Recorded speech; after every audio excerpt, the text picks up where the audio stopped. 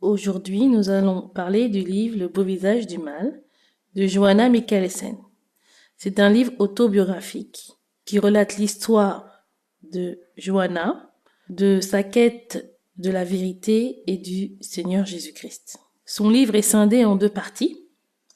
La première partie est son témoignage. Quand son don maléfique de voyance hérité par son arrière-arrière-tante s'est déclaré, à l'âge de 10 ans, Johanna a été projetée dans le monde spirituel.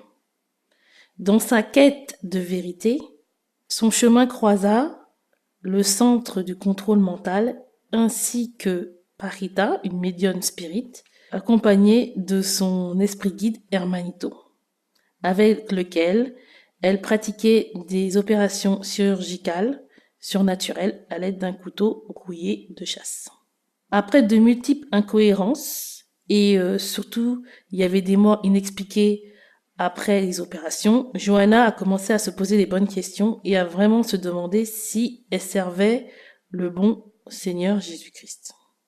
Dans la deuxième partie de son livre, à l'aide de son témoignage, de son expérience et de la Bible, Johanna fait état des carences de l'Église, notamment le manque de discernement, des dons de Dieu et des ruses de Satan, et l'ignorance. Il est écrit que le peuple de Dieu meurt faute de connaissance.